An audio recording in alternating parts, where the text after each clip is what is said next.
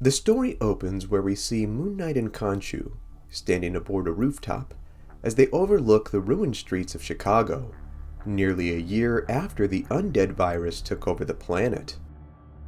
Knowing that he had to help more people, Mark urged Khonshu that they needed to stay, where the god told him that they did all they could and that it was time to move on. Arguing with his host, Mark demanded for Khonshu to aid him in this fight against the undead, where they were soon cut short as they realized they were not alone. Surrounded by a series of portals, an army of zombified demonic-looking dogs emerged, where they attacked Mark, who used his power to combat the hounds, sending them back where they came from. Seeing that one was left, Moon Knight went to attack, but was suddenly blasted by a powerful energy beam from above.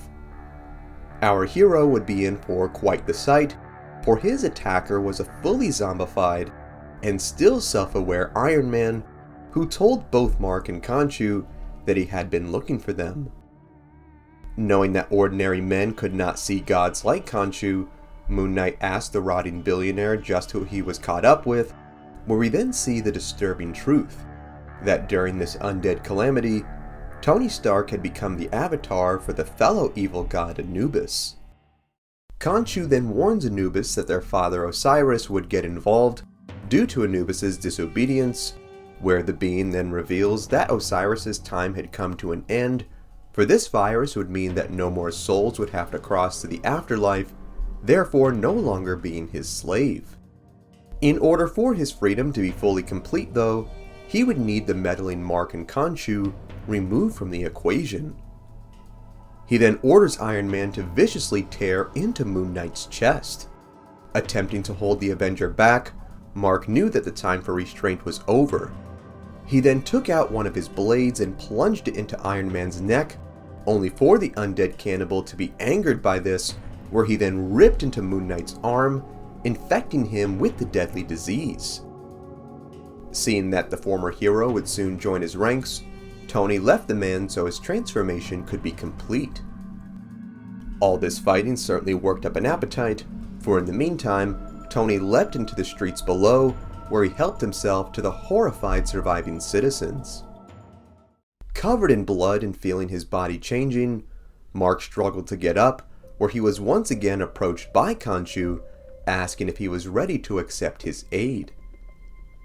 Telling the god that he felt his mind failing and that more innocents would die, Khonshu, sarcastically as ever, asked the man just when did he ever use his mind to succeed, and that faith never needed rationality. We are then taken to an alley where the zombified Tony approaches one of the last remaining humans and prepares to eat him, only to be met with Moon Knight, who came crashing down upon the monster's neck.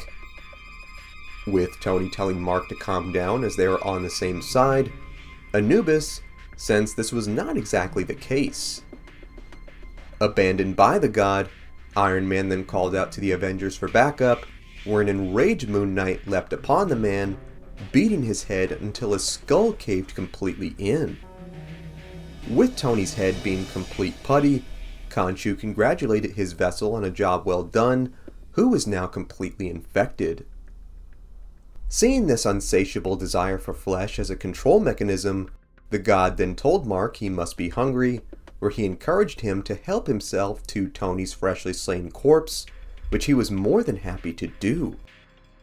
A zombie Captain America and Black Widow would then arrive on the scene in complete shock of what they just witnessed, where Khonshu then told his pupil to feed on them as well, and that he would supply him a steady line of flesh as long as he obeyed his commands.